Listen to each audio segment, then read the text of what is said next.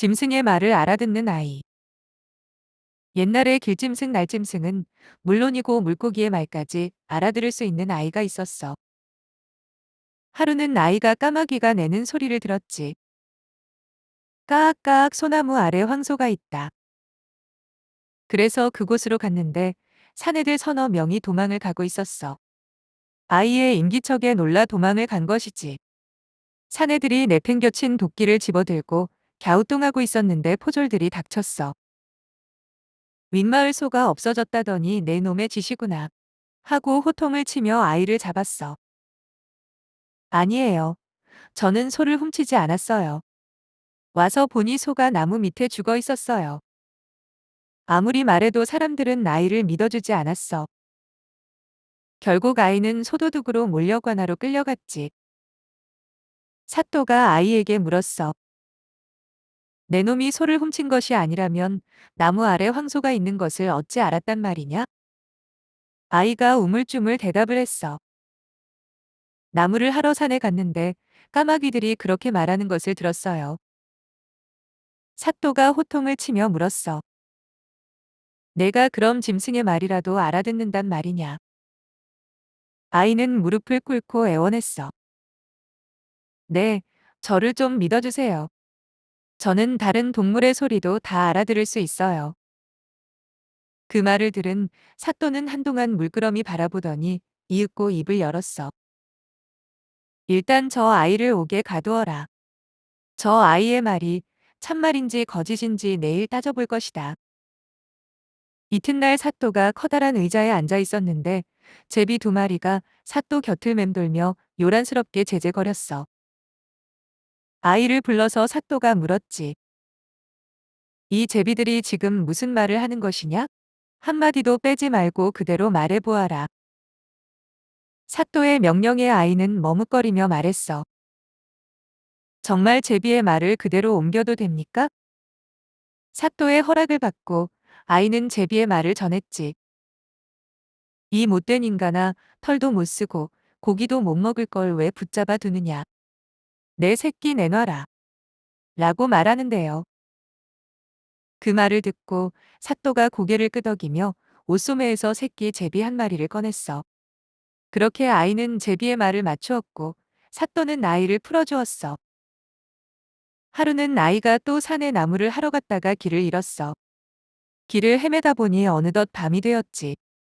어쩔 수 없이 빈집에서 하룻밤을 묵게 되었어. 밤이 깊어지자 마당에 호랑이들이 몰려들어 오는 소리를 들었어. 아이는 들킬까봐 너무 무서워 숨소리도 내지 않고 숨어 있었지. 저 앞마을에는 물이 없어 사람들이 고생을 한다지? 그래. 그 마을에 큰 버드나무가 있잖아. 그것이 물길을 꽉 틀어막고 있어서 그런데 사람들이 모르니 그렇게 고생을 하지. 아이는 얼른 날이 밝아 호랑이들이 가기를 기다리다 깜빡 잠이 들었어. 눈을 떠보니 아침이 되었고 호랑이들은 어디론가 사라진 뒤였어.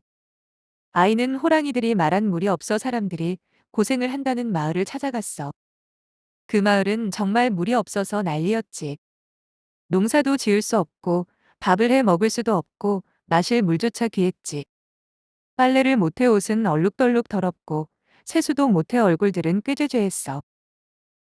여러분, 제가 물이 나오는 곳을 가르쳐 드릴게요. 마을 사람들은 아이의 말을 듣고 우르르 몰려들었지. 마을 앞에 큰 버드나무가 있나요? 아이가 묻자 사람들이 따라오라며 앞장서서 갔어.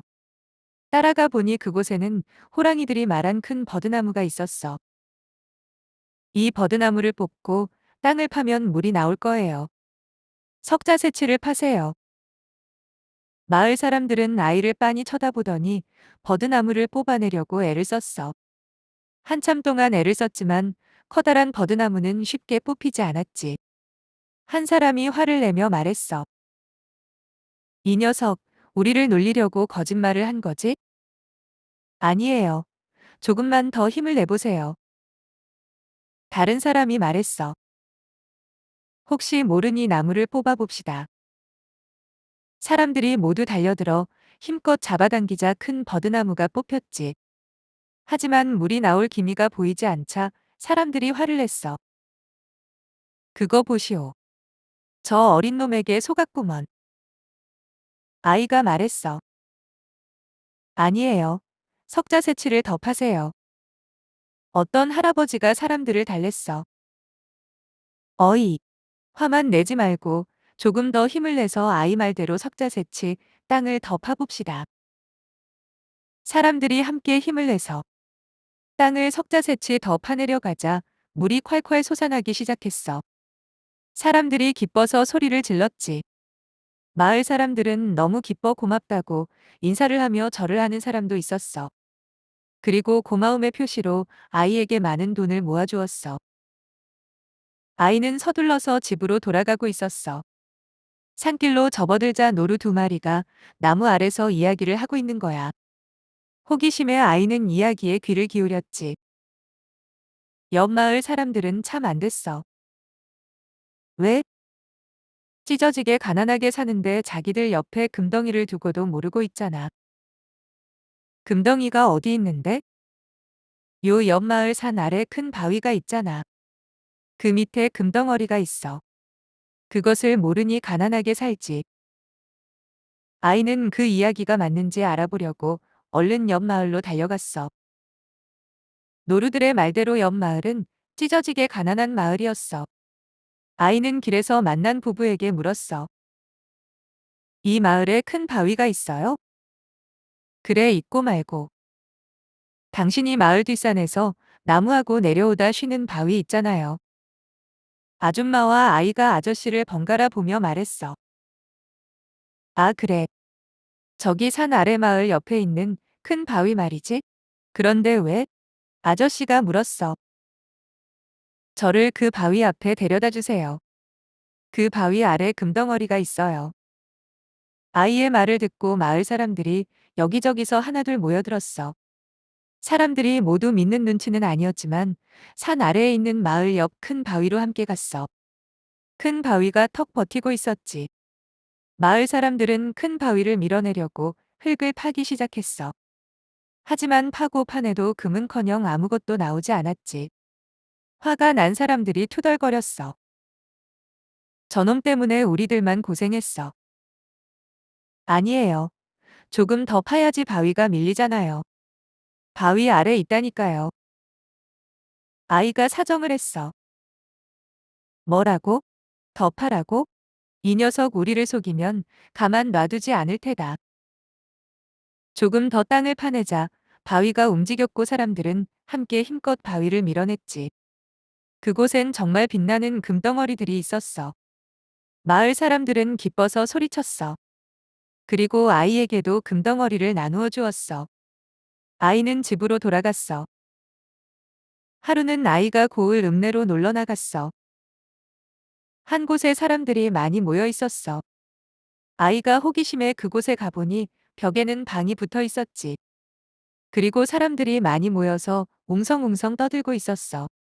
무슨 말인가 하고 들어보니 임금님 딸이 다리를 잃어버렸다는 얘기거든. 길이 10닷자나 되는 다리를 잃어버렸는데 이걸 찾아주는 사람을 임금님이 사위 삼겠다고 한 거야.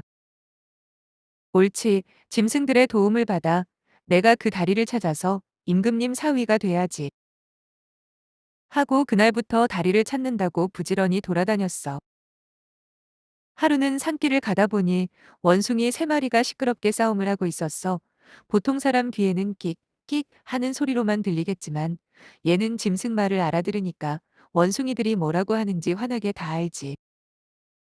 가만히 들어보니 내가 먼저 보았으니까 내 것이야. 아니야.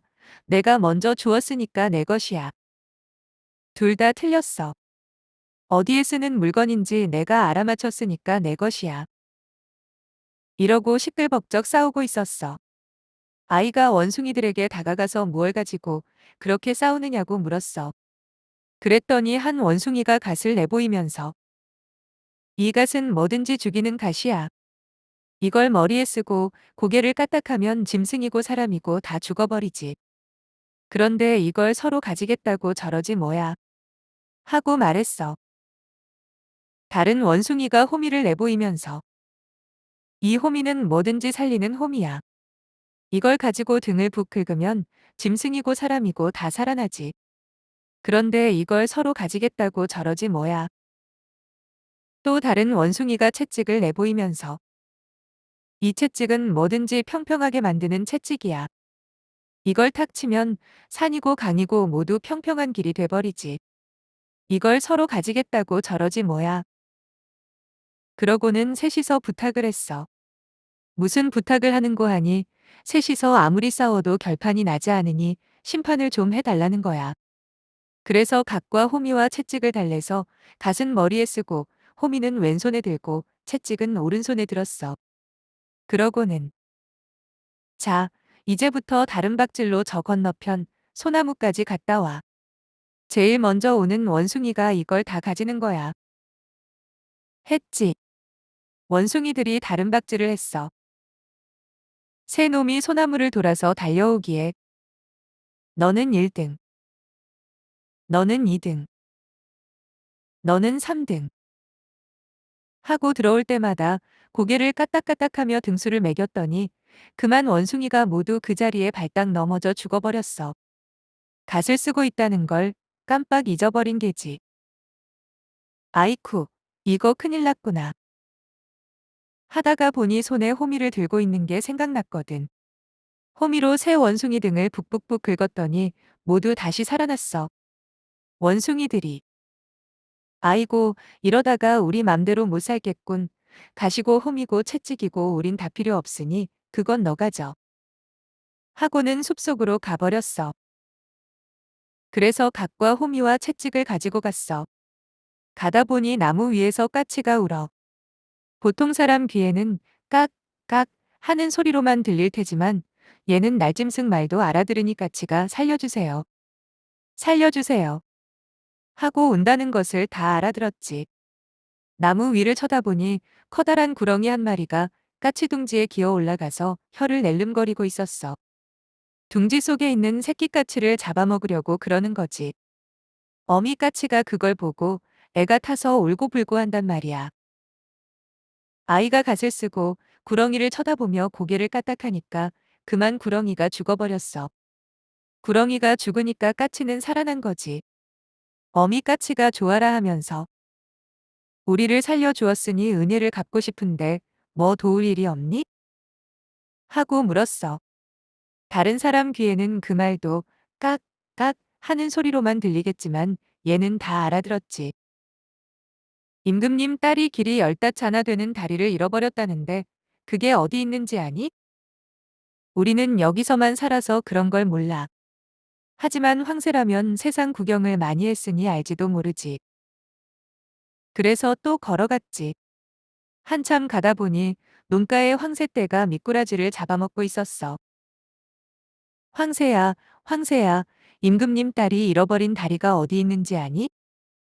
미꾸라지 99마리만 잡아주면 가르쳐주지. 그래서 미꾸라지가 많이 사는 개울에 가서 채찍을 탁 쳤어. 그러니까 개울이 평평한 길이 되면서 미꾸라지가 죄다 길에 나와서 팔딱팔딱 뛰지 뭐야. 그걸 잡아다 황새에게 줬더니 그 놀이개는 대궐 연못에 살던 잉어가 물어다 용궁으로 가져갔단다. 하고 가르쳐 주었어. 그래서 또 갔어. 가다 보니 큰 강가에 가게 됐는데 강가에 거북이들이 모여서 막 떠들고 있었어. 보통 사람 귀에는 아무 소리도 안 들리겠지만 얘는 거북이가 입만 뻥긋뻥긋해도 다 알아듣거든. 가만히 들어보니 용궁에 사는 용왕 딸이 병이 나서 다 죽게 됐다고 그런단 말이야. 거북이들에게 가까이 가서 용궁 가는 길 좀 가르쳐다오.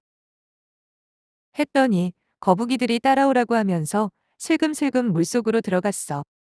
채찍으로 강물을 탁 치니까 물속에 금세 평평한 길이 생겼어. 그 길로 거북이를 따라갔어.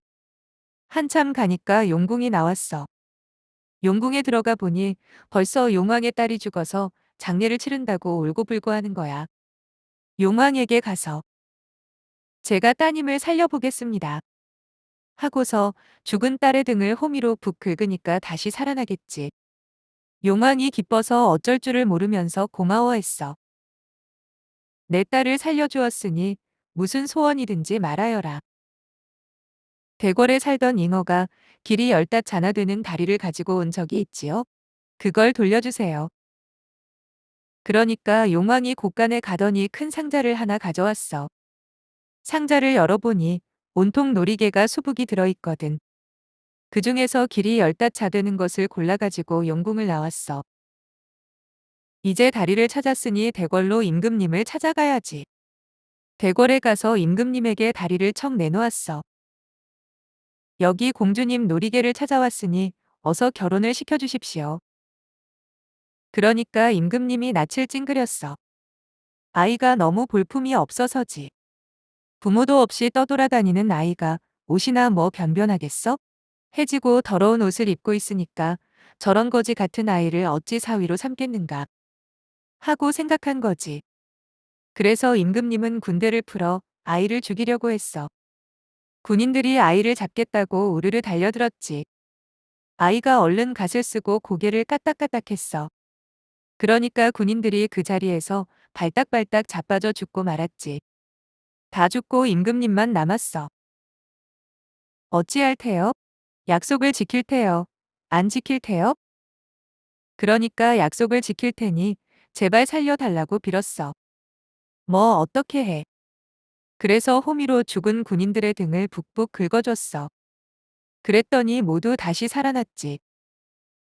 아이는 임금님 사위가 되어 잘 살다가 나중에는 임금님이 되었어.